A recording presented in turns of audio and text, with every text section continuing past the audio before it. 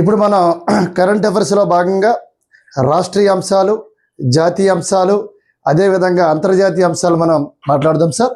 Today current అఫైర్స్లో first one తీసుకుంటే రాష్ట్రీయ అంశాలు. మరి ప్రధానంగా ఆంధ్రప్రదేశ్లోని తలసరి ఆదాయం ఈరోజు కలెక్టర్ల జాబితా ఒక రిపోర్ట్ ఇవ్వడం జరిగింది. మరి తలసరి ఆదాయంలోని ప్రధానంగా ఆంధ్రప్రదేశ్లో మొదటి జిల్లా ఏది, చివరి జిల్లా ఏది అనేది మనకి ఇంపార్టెంట్ సార్. మరి ప్రధానంగా రిపోర్ట్ ఈరోజు రావడం జరిగింది. 2025-26 తలసరి ఆదాయం మళ్ళీ తలసరి ఆదాయంలోని ఆంధ్రప్రదేశ్లోని మొదటి జిల్లా ఏది, రెండో జిల్లా ఏది, మూడో జిల్లా ఏది అనేది మనం గమనిస్తే విశాఖపట్నం అనేది మొదటి జిల్లా. తలసరి ఆదాయం అనేది అధికంగా వచ్చిన జిల్లాల్లోని ప్రధానంగా తీసుకుంటే ఈ రిపోర్ట్ ప్రకారం 2025-26 రిపోర్ట్ ప్రకారం ఈరోజు మనకి కలెక్టర్లు విడుదల చేయడం జరిగింది. కలెక్టర్ సదస్సులోని ఈ ప్రణాళిక రిపోర్ట్ అనేది రావడం జరిగింది. మరి తలసరి ఆదాయంలోని ఫస్ట్ జిల్లా ఏంటి సార్ అంటే Visakhapatnam, very very important Visakha. రెండవ జిల్లా ఏదంటే కృష్ణా జిల్లా. మూడవ జిల్లా ఏదంటే ఎన్టీఆర్ జిల్లా. నువ్వు గమనించాలి, ఇవి సార్ టాప్లో ఉన్నాయి. ఆంధ్రప్రదేశ్ రాష్ట్రంలో 2025-26 తలసరి ఆదాయం రిపోర్టు పరంగా మనం మాట్లాడుకుంటే మరి లాస్ట్లో ఉన్నవి, చివరిలో ఉన్న జిల్లా రేట్ సార్ అంటే పార్వతీపురం మన్యం జిల్లా. గుర్తుపెట్టుకోవాలి, పార్వతీపురం మన్యం ఇది చివరిలో ఉన్న జిల్లా అని మనం గమనించాలి. మరి పార్వతీపురం మన్యం తర్వాత నెక్స్ట్ తలసరి ఆదాయంలోని లాస్ట్లో ఉన్న జిల్లా రేట్ సార్ అంటే పోలవరం. తర్వాతది పోలవరం జిల్లా. అదే విధంగా తీసుకుంటే దీని తర్వాత ప్రధానంగా పార్వతీపురం మన్యం, పోలవరం, శ్రీకాకుళం, ఎస్కేఎల్ఎం అంటాం, శ్రీకాకుళం జిల్లా. మరి జనరల్గా ఈ తలసరి ఆదాయం అనే రిపోర్ట్ ఎవరు సార్ ఇస్తారంటే ప్రణాళిక శాఖ అధికారులు. ప్రణాళిక శాఖ అధికారులు ఈ వివరణ అనేది ఇవ్వడం జరిగింది సార్. వివరణ ఈరోజు కలెక్టర్ల జాబితాలో ఇవ్వడం జరిగింది. చాలా చాలా ఇంపార్టెంట్. 2025-26 తలసరి ఆదాయంలో ఆంధ్రప్రదేశ్ రాష్ట్రంలోని ఏ జిల్లా ప్రథమ స్థానంలో ఉంది అడుగుతాడు. విశాఖపట్నం, రెండోది కృష్ణా జిల్లా, మూడోది ఎన్టీఆర్ జిల్లా. 2025-26 రిపోర్టు ప్రకారం తలసరి ఆదాయంలోని ఆంధ్రప్రదేశ్లో చివరగా ఉన్న జిల్లాలు ఏవంటే చివరి జిల్లా తీసుకుంటే మొదటిది పార్వతీపురం మన్యం, రెండోది పోలవరం జిల్లా, మూడోది శ్రీకాకుళం జిల్లాను గుర్తుపెట్టుకోవాలి. ఈరోజు కలెక్టర్లు, ఈ ప్రణాళిక శాఖ అధికారులు ఎవరైతే ఉన్నారో ఈ కలెక్టర్ల సదస్సులోని ప్రధానంగా రిపోర్ట్ అనేది ఇవ్వడం జరిగింది. ప్రణాళిక శాఖ అధికారులని మనం గుర్తుపెట్టుకోవాల్సిన అవసరం ఉంది sir. Very very very important, గుర్తుపెట్టుకో. విశాఖపట్నము, కృష్ణా, ఎన్టీఆర్ వరుసగా 3 ఉన్నాయి. తలసరి ఆదాయంలోని చివరగా ఉన్నది పార్వతీపురం మన్యం, అదేవిధంగా పోలవరం, అదేవిధంగా శ్రీకాకుళం అని గుర్తుపెట్టుకోవాలి. రాష్ట్రీయ అంశాల్లో ప్రధాన అంశంగా మనం గుర్తుపెట్టుకోవచ్చు. అదేవిధంగా తీసుకుంటే రిపోర్ట్లు మళ్ళీ రావడం జరిగింది సార్. ఆంధ్రప్రదేశ్ రాష్ట్రం అనేది మహిళలకు హత్య చేయడం, మహిళలు అత్యాచారానికి గురవుతున్నారు, ఏ స్థానంలో ఉంది. అదేవిధంగా తీసుకుంటే భార్యాభర్తల మధ్య వివాదాలులో ఆంధ్రప్రదేశ్ భారతదేశంలో ఏ స్థానంలో ఉంది. అదేవిధంగా రోడ్డు ప్రమాదాలు జరుగుతున్నాయి, భారతదేశంలో ఆంధ్రప్రదేశ్ ఏ స్థానంలో ఉంది. అదేవిధంగా మహిళల పైన రహస్యంగా చిత్రాలతో షూటింగ్ చేయడము, దాన్ని సోషల్ మీడియాలో పెట్టడము, దీని పరంగా భారతదేశంలో ఆంధ్రప్రదేశ్ ఏ స్థానంలో ఉందనేది ఈరోజు రిపోర్ట్ అనేది రావడం జరిగింది సార్. Very very important. ఆ రిపోర్ట్ ఒకసారి పరిశీలిస్తే నెంబర్ 1 తీసుకుంటే సార్ మహిళలు, ఎవరైతే మహిళలు ఉన్నారో ఆ మహిళల యొక్క ఆత్మగౌరవం సెల్ఫ్ అంటే ఆత్మగౌరవం భంగము కలిగించే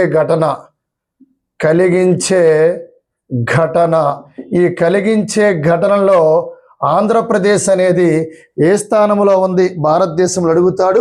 మహిళలకు ఆత్మగౌరవంపై భంగం కలిగించే ఘటనలోని ఏపీ ఏ స్థానంలో ఉంది సార్ అంటే ఫస్ట్ ప్లేస్ ఉంది సార్ భారతదేశంలో. రెండోది ఏంటి సార్ అంటే మహారాష్ట్ర, మూడోది ఏంటి సార్ అంటే తెలంగాణ. చాలా పేపర్లు ఈరోజు రిపోర్టు ప్రకారంగా గుర్తుపెట్టుకోవాలి. ఫస్ట్ ప్లేస్ ఏదంటే ఆంధ్రప్రదేశ్, రెండవది మహారాష్ట్ర, మూడవది తెలంగాణ. మహిళలకు ఆత్మగౌరవంపై భంగం కలిగించే ఘటనలోని ఆంధ్రప్రదేశ్, మహారాష్ట్ర, తెలంగాణలోనే గుర్తుపెట్టుకోవాలి. ఇది ఈరోజు మనకు పేపర్లో వచ్చిన ప్రధాన అంశం. అంటే ఎవరైతే మహిళలు ఉన్నారో వాళ్ళ యొక్క ఆత్మగౌరవాన్ని భంగం కలిగించే ఘటనలోని భారతదేశంలో ఆంధ్రప్రదేశ్ అనేది ఫస్ట్ ప్లేస్లో ఉందండి. తెలంగాణ 3వ ప్లేస్లో ఉంది, గుర్తుపెట్టుకోవాలి. Very very very very important. 2000 ఎందుకంటే నేర సంస్థలు ఏవైతే ఉన్నాయో ప్రధానంగా నేర సంస్థలు ప్రధానంగా భారతదేశంలో జరుగుతున్న ఈ రిపోర్ట్ అనేది అగ్రగామి ఒక నేర రిపోర్ట్ అనేది ఇవ్వడం జరిగింది. మరి రిపోర్ట్ అనేది ఎవరు ఇచ్చారు సార్ అంటే జాతీయ నేర గణాంకాల సంస్థ ఇవ్వడం జరిగింది సార్. ఈ సంస్థ వార్షిక నివేదిక ఇవ్వడం జరిగింది 2024 ప్రకారం. 2024 ప్రకారం ఈ నివేదిక అనేది ఇవ్వడం జరిగింది. ఎందుకంటే జాతీయ నేర గణాంకాల సంస్థ వార్షిక నివేదిక 2024 ప్రకారం ఇవ్వడం జరిగిందని మనం గుర్తుపెట్టుకోవాలి. అయితే మహిళల ఆత్మగౌరవం భంగం కలిగించే ఘటనలోనే ఆంధ్రప్రదేశ్ ఫస్ట్ ప్లేస్లో ఉంటే తెలంగాణ 3వ స్థానంలో ఉందని మనం గుర్తుపెట్టుకోవాలి. ఇంకోటి 2వ పాయింట్ గుర్తుపెట్టుకోండి సార్, మహిళలు వేధించడం. మరి వేధించడంలోని ఆంధ్రప్రదేశ్ ఏ స్థానంలో ఉంది సార్ అంటే ఆంధ్రప్రదేశ్ అనేది ఏపీ 3వ స్థానంలో ఉంది. Very very very important. వేధించడంలో ఏపీ 3వ స్థానంలో ఉంది. అదే విధంగా తీసుకుంటే రహస్యంగా మహిళల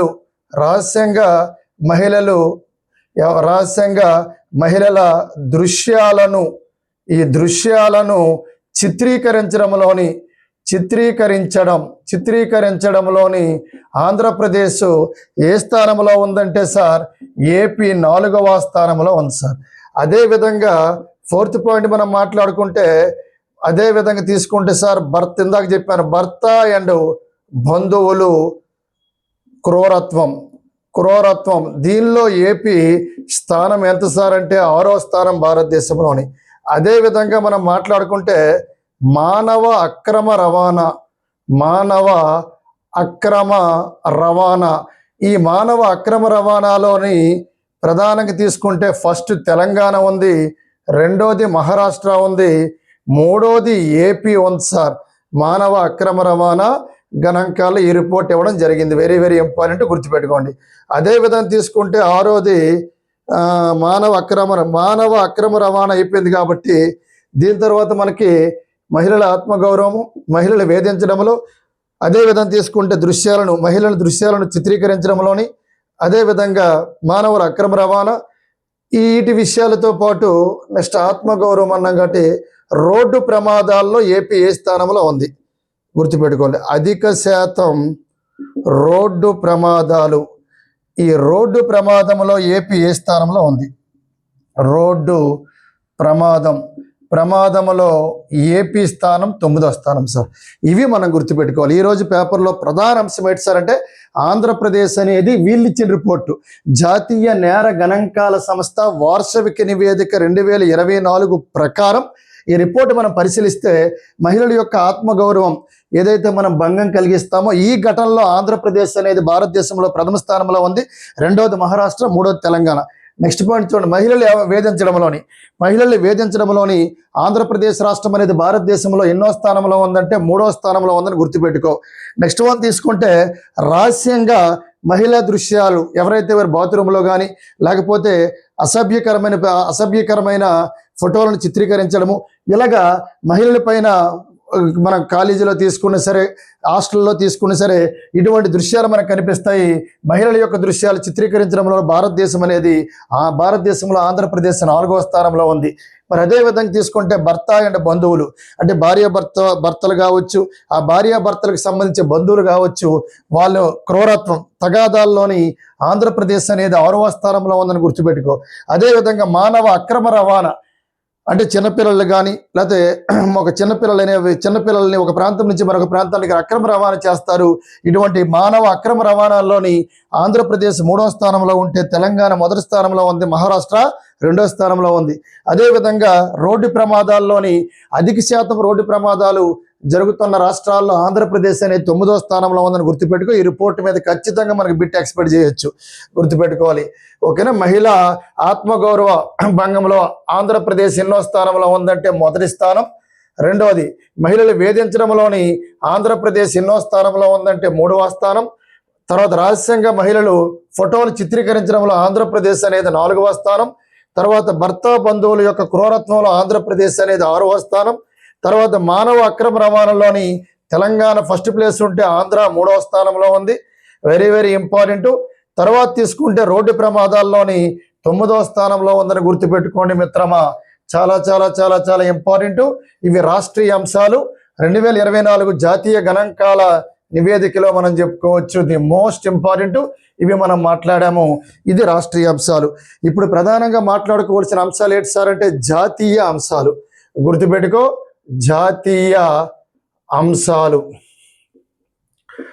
ఓకే సార్, జాతీయ అంశాలంటే మనం ఒకటే గుర్తుపెట్టుకోవాలి సార్. జాతీయ అంశాలు ప్రధానంగా ఈరోజు మనకి సోమనాథ్ టెంపుల్ గురించి రావడం జరిగింది. నరేంద్ర మోడీ గారు ఒక ప్రస్తావన రాసుకుంటూ వెళ్ళారు. 75 సంవత్సరాల వారసత్వం అని రాయడం జరిగింది సోమనాథ్ టెంపుల్ గురించి. ఎందుకు సార్ అంటే మళ్ళీ రేపు ఎల్లుండి పేపర్లో వస్తుంది. ఎవరైతే మనకు ఉక్కు మనిషి సర్దార్ వల్లభాయ్ పటేల్, ఇండియన్ బిస్మార్క్ అంటాం, ఐరన్ మ్యాన్ ఆఫ్ ఇండియా అంటాం, ఉక్కు మనిషి అంటాం, the tallest statue in India Sardar Vallabhbhai Patel అంటాం. ఇటువంటి సర్దార్ వల్లభాయ్ పటేల్ దీనికి ప్రధానంగా తీసుకుంటే ఎప్పుడో ఈయన ఆధునిక సోమనాథ్ యొక్క ఆ పవిత్రమైన ప్రదేశాన్ని ఈయన పునఃప్రారంభించడం జరిగింది. ప్రారంభించి 75 ఏళ్ళు అవుతుంది కాబట్టి, సర్దార్ వల్లభాయ్ పటేల్ ప్రారంభించి 75 ఏళ్ళు అవుతుంది కాబట్టి ఆధునిక పునఃప్రారంభన. అందుకే ఈరోజు నరేంద్ర మోడీ గారు సోమనాథ్ దేవాలయానికి, గుజరాత్ రాష్ట్రంలో ఉందండి టెంపుల్, ఈ సోమనాథ్ దేవాలయానికి 75 ఏళ్ళ వారసత్వం అని చెప్పడం జరిగింది. అడుగుతాడు సార్, ఇటీవల కాలంలోని ఈ రాష్ట్రంలోని 75 ఏళ్ళ వారసత్వాన్ని జరుపుకుంటున్న పుణ్యక్షేత్రం ఏదంటాడు సోమనాథ్ టెంపుల్ని గుర్తుపెట్టుకోవాలి. Very very very very important. మరి ఉక్కు మనిషి సర్దార్ వల్లభాయ్ పటేల్ అతను ఆధునిక సోమనాథ్ నిర్మాణం ప్రారంభించారు. 75 ఏళ్ళు అవుతుందని గుర్తుపెట్టుకోవాలి. తర్వాత ప్రధానంగా మనం గుర్తుపెట్టుకుంటే వెస్ట్ బెంగాల్లోని ఎలక్షన్లు జరిగాయి. రిపోర్ట్ వచ్చింది, బీజేపీ అనేది ఆధిక్యంతో రేపు ప్రమాణ స్వీకారం చేయబోతుంది సీఎం పదవి. కానీ ఇంకా మమతా బెనర్జీ గారు వెస్ట్ బెంగాల్లోనికి రాజీనామా చేయలేదు. కానీ గవర్నర్ ఏం చేశారంటే, ఇంకా గవర్నర్ గారు ప్రజెంట్ ఆ ప్రభుత్వాన్ని రద్దు చేసి కొత్త ప్రభుత్వానికి ఎయిర్పోర్ట్లకి సన్నాహాలు చేయడం జరుగుతుంది. ఇక్కడ గుర్తుపెట్టుకోవాలి, వెస్ట్ బెంగాల్ గవర్నర్ ఎవరంటే రవి అని గుర్తుపెట్టుకోవాలి సార్. ఇతనే ఈరోజు ఈ నిర్ణయం తీసుకోవడం జరిగింది. మమతా బెనర్జీ గారు రాజీనామా చేయకపోయినా మమతా బెనర్జీ గారి ప్రభుత్వాన్ని రద్దు చేయడం జరిగింది. ఎందుకంటే మెజారిటీ రాలేదు కాబట్టి, మెజారిటీ వచ్చిన ప్రభుత్వాన్ని వీళ్ళు తీసుకోవాలి కనుక. కాబట్టి ప్రధానంగా తీసుకుంటే వెస్ట్ బెంగాల్లోని ఈరోజు వచ్చిన పేపర్లో ప్రధాన అంశం ఏంటి సార్, బెంగాల్ అసెంబ్లీ రద్దు అని గవర్నర్ గారు ఈరోజు చెప్పడం జరిగింది. కొత్త ప్రభుత్వం అనేది రేపో మాపో ఏర్పడుతుందని గమనించాలి సార్. మరి అదేవిధంగా తీసుకుంటే ప్రధానంగా జాతీయ అంశాల్లోని ప్రధాన అంశం ఏంటి సార్ అంటే ఆపరేషన్ సింధూర్. గమనించాలి, ఆపరేషన్ సింధూర్ అనేది వెరీ వెరీ వెరీ ఇంపార్టెంట్. మరి ఆపరేషన్ సింధూర్ అంటే ఏంటి సార్ అంటే, ఎవరైతే పాకిస్తాన్ టెర్రరిస్టులు, పాకిస్తాన్లో ఉగ్రవాదులు భారతదేశంలో ప్రధానంగా మనకి పహల్గామ్ ఇష్యూ చూసి ఉంటాం. మరి పహల్గామ్లోని ఒక 2 భార్యాభర్తలు ఆ అందమైన ప్రదేశాన్ని చూడడానికి వెళ్తే అక్కడ భర్తను చంపేశారు. మరి భార్య యొక్క నుదుటి పొట్టిని చెరిపిన పరిస్థితి అయింది. అందుకే సింధూరాన్ని తుడిచిపెట్టారు. నరేంద్ర మోడీ గారు వెంటనే ఆపరేషన్ సింధూర్ అనే కార్యక్రమాన్ని ప్రోగ్రాం లాంచ్ చేసి ఉగ్రవాద స్థావరాలు మొత్తం ఎక్కడైతే ఉన్నాయో పహల్గామ్ చుట్టుపక్కల ప్రాంతాల్లో, పాకిస్తాన్ బార్డర్లో, పాకిస్తాన్ ఏరియాలో కంప్లీట్గా బ్లాస్ట్ చేయడం జరిగింది. ఇంకా ఇది కొనసాగుతుంది, మేము ఆపేది లేదని చెప్పారు. అందుకే ఆపరేషన్ సింధూర్కి కొత్త లోగోను కూడా నరేంద్ర మోడీ గారు ఇక్కడ ఆపరేషన్ సింధూర్ అని టైటిల్ వస్తూ దీనిపైన జాతీయ జెండా అనేది వస్తుంది. దీన్ని నరేంద్ర మోడీ గారితో పాటు ప్రధాన కేంద్ర మంత్రివర్గంలో ఉన్న అనేక మంది మంత్రులు డీపీని పెట్టుకోవడం జరుగుతుంది. ఇంకా మేము కొనసాగిస్తున్నాం, ఇంకా ఆపలేదు అని కూడా మనకి ప్రధానంగా ఎవరైతే ఉన్నారో ఆర్మీ ప్రధాన చీఫ్గా ఉన్న ఉపేంద్ర ద్వివేది కూడా ఈరోజు చెప్పడం జరిగింది. ప్రతి ఒక్క ఉన్నతాధికారులు దీన్ని డీపీగా పెట్టుకుంటున్నారని గుర్తుపెట్టుకోవాలి సార్. నెక్స్ట్ వన్ తీసుకుంటే ఇది ఆపరేషన్ సింధూర్ గురించి ఈరోజు ప్రధాన వార్తల్లో వచ్చిన అంశం. అదే విధంగా తీసుకుంటే మనకి ప్రధానంగా ఏదైతే ఉంటుందో సినిమా పరిశ్రమలో సెంట్రల్లో ఒక సెన్సార్ బోర్డు అనేది దానికి కొత్తగా ఒక చైర్మన్ రావడం జరిగింది. అయితే ఇంతకు ముందు పనిచేసిన సెన్సార్ బోర్డుకి చైర్మన్ ఎవరైతే ఉన్నారో సెంట్రల్ సెన్సార్ బోర్డుకి మరి ఆ చైర్మన్ అనమాట, ఆ చైర్మన్ ప్రసార భారతికి రావడం జరిగింది. ఇప్పుడు కొత్తగా ఎప్పుడైతే సెంట్రల్ బోర్డుకు పనిచేసిన చైర్మన్ ప్రసార భారతికి వచ్చాడో సెంట్రల్ బోర్డు చైర్మన్ ఫిల్మ్కి ఆ చైర్మన్ ఖాళీ అయింది కాబట్టి పదవి కొత్తగా రావడం జరిగింది. సార్ ఒకసారి గమనించితే అది ఏంటి సార్ అంటే central board of film certification. మరి దీనికి ప్రధానంగా చైర్మన్గా ఎవరు వచ్చారు సార్ అంటే very very very important Vempati Shashi Shekhar అని మనం గుర్తుపెట్టుకోవాలి. ఇతను 3 ఏళ్ల పదవిలో ఉంటారు. Vempati Shashi Shekhar central board of film certification నూతన చైర్మన్గా ఎన్నికయ్యారు. 3 years పదవిలో ఉంటారని గుర్తుపెట్టుకోవాలి. మరి అదే విధంగా తీసుకుంటే ఇక్కడ ఈ పదవిలో ఉన్న వ్యక్తి ఏ పదవికి వచ్చారు, ఇతను కొత్తగా అపాయింట్ అయ్యారు నిన్న. మరి ఈ పదవిలో ఉన్న వ్యక్తి ప్రసార భారతి గుర్తుపెట్టుకోవాలి. ప్రసార భారతి చైర్మన్గా రావడం జరిగింది. మరి అతను ఎవరు సార్ అంటే ఏదైతే ప్రసార భారతి అన్నామో అందులో ఆన్సర్ ఉంటుంది. అన్నం కాడ గుర్తుపెట్టుకో, ప్రసూన్ జోషి అనే వ్యక్తి రావడం జరిగింది. ఎవరు సార్ ఈ ప్రసూన్ జోషి? నిన్నటి వరకు సెంట్రల్ బోర్డ్ ఆఫ్ ఫిల్మ్ సర్టిఫికేషన్కి చైర్మన్గా ఉన్నారు. ఈరోజు ఈ కొత్త పదవి చేపట్టారు ప్రసార భారతి చైర్మన్గా ఈ ప్రసూన్ జోషి అని గుర్తుపెట్టుకో. మరి ఈ పదవి ఖాళీ అయింది కాబట్టి వెంపట శశిశేఖర్ రావడం జరిగింది. ఈ పదవిలో 3 ఏళ్ళు ఉంటారని మనం గుర్తుపెట్టుకోవాలి. ఇది జాతీయ అంశాల్లో ప్రధాన అంశంగా మనం చెప్పుకోవచ్చు. మరి అదే విధంగా తీసుకుంటే ది మోస్ట్ ఇంపార్టెంట్ జనరల్గా మనకి స్పోర్ట్స్ విభాగంలో మాట్లాడుకుంటే, క్రీడా విభాగంలో మనం మాట్లాడుకోవాలి. ఇప్పుడు అంతర్జాతీయ అంశాల్లో మాట్లాడదాం. అంతర్జాతీయ అంశాల్లో క్రీడలు, అంతర్జాతీయ అంశాలు అన్నాం. అంతర్జాతీయ అంశాలు మాట్లాడుకుంటే ప్రధానంగా మనకి హార్మోజ్ అనే జలసంధి పైన ఇంకా ఉద్రిక్తత కొనసాగుతూనే ఉంది. ఒక పక్క ఇరాన్ సుప్రీం కమాండర్ ఖమేనీ ఇంకా అమెరికా పైన మేము విరుచుకుపడతాం, హార్మోజ్ మా అండర్లో ఉందని చెప్తున్నారు. లేదు నా అండర్లో ఉందని అమెరికా ప్రెసిడెంట్ అధ్యక్షుడు డొనాల్డ్ ట్రంప్ చెప్పడం జరిగింది. ప్రెసిడెంట్ దానిపైన ఇంకా చర్చలు జరుగుతూనే ఉన్నాయి. ఇంకా కొలుక్కనే యుద్ధం రాలేదు. మరి ప్రధానంగా క్రీడా విభాగాలు అంతర్జాతీయ అంశాలంటే హార్మోజ్ జలసంధి పైన ఈరోజు రావడం జరిగింది. మరి స్పోర్ట్స్ గురించి మనం మాట్లాడుకుంటే ఫైనల్గా స్పోర్ట్స్లో ప్రధాన అంశాలు ఏంటి సార్ అంటే ప్రజెంట్ BCCI ప్రధాన కార్యదర్శి మనందరికీ తెలిసిందే. ఎవరు సార్ అంటే దేవజిత్తు సైకియా. ఇతను ఎవరు సార్ అంటే board of control for cricket in India, abbreviation. దీని హెడ్ క్వార్టర్ ముంబైలో ఉంది. Board of control for cricket India, దీని హెడ్ క్వార్టర్ ముంబైలో ఉంది. దీనికి ప్రజెంట్ కార్యదర్శి దేవజిత్తు సైకియా. ఇతను మాట చెప్పాడు సార్, ఇది 19వ IPL అనేది జరుగుతుంది. ఈ 19వ IPL అనేది ఫైనల్ మ్యాచ్ మేము బెంగళూరులో పెట్టట్లేదు. ఎందుకు పెట్టట్లేదు అంటే ఎమ్మెల్యేలు అదేవిధంగా తీసుకుంటే ఎవరైతే ప్రజాప్రతినిధులు ఉంటారో వాళ్ళందరూ కూడా మాకు ఫ్రీ టికెట్లు కావాలి, మాకు 500 కావాలి, 600 కావాలి, 1000 కావాలి, 10,000 కావాలంటే స్టేడియం కెపాసిటీ చిన్నస్వామి స్టేడియం చాలా తక్కువ, మేము ఇవ్వలేము. కాబట్టి మేము ఈ నెల మే 31న IPL అనేది ఫైనల్ మ్యాచ్ జరుగుతుంది. ఈ మ్యాచ్ అనేది మేము ప్రపంచంలో అతిపెద్ద క్రికెట్ మైదానమైన అహ్మదాబాద్లోని మేము జరుపుతామని ప్రెసిడెంట్ BCCI కార్యదర్శి ఈ దేవజిత్తు సైకియా చెప్పడం జరిగిందని గుర్తుపెట్టుకో sir. Very very very important. ఈ నెల 31న జరుగుతుంది ఫైనల్ మ్యాచ్. ఎక్కడంటే అహ్మదాబాద్. అదే విధంగా తీసుకుంటే క్రీడా అంశాల్లో ప్రధాన అంశం ఏంటి సార్ అంటే ది మోస్ట్ ఇంపార్టెంట్ క్రీడలు.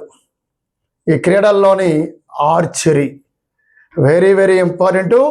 ఆర్చరీ ప్రపంచ కప్పు స్టేజ్ 2 సార్. స్టేజ్ 2 అనేది జరుగుతుంది. మరి మన భారతదేశం అనేది అద్భుతంగా ఆడుతుంది, ముందుకు దూసుకు వెళ్ళిపోతుంది. ఎందుకంటే 10 సార్లు ఒలింపిక్లో ఒక ఛాంపియన్గా నిలబడిన దక్షిణ కొరియానే ఓడించింది 5-1 తేడాతో. గుర్తుపెట్టుకో, మన భారతదేశం అనేది ఎవరిని ఓడించిందంటే దక్షిణ కొరియా. ఈ దక్షిణ కొరియాపై గెలుపు సాధించింది మన భారత్ అనేది వెరీ వెరీ ఇంపార్టెంట్. 5-1తో గెలుపు సాధించింది, గుర్తుపెట్టుకోవాలి. ఇదే దక్షిణ కొరియా 10 సార్లు ఒలింపిక్ ఛాంపియన్గా నిలబడింది. ఛాంపియన్గా నిలబడిన దక్షిణ కొరియాను 10 సార్లు ఒలింపిక్ ఛాంపియన్గా నిలబడిన దక్షిణ కొరియాను ఈరోజు భారతదేశం ఓడించింది, దక్షిణ కొరియాపై గెలిచిన తర్వాత రేపు మరి ఫైనల్ మ్యాచ్లు జరుగుతాయి కాబట్టి చూడాలి. ఇక్కడ అద్భుతంగా ఓడించి ముందుకు దూసుకుపోతుంది ఆర్చరీ ప్రపంచ కప్ స్టేజ్ 2 విభాగంలో. ఇంకోటి గుర్తుపెట్టుకోవాలి, ఎవరెవరు అంటే ప్లేయర్లు భారతదేశానికి చెందిన వ్యక్తులు అంకిత వెరీ వెరీ ఇంపార్టెంట్. అదేవిధంగా దీపక కుమారి అదేవిధంగా కుకుమ వీళ్ళిద్దరు కూడాను, ఒక పేరు అంకిత, ఒక పేరు దీపక్ కుమారి, ఒక పేరు కుకుమ కాబట్టి దక్షిణ కొరియాపై గెలిచారని మనం గుర్తుపెట్టుకోవాలి. Thank you very much. Thank you.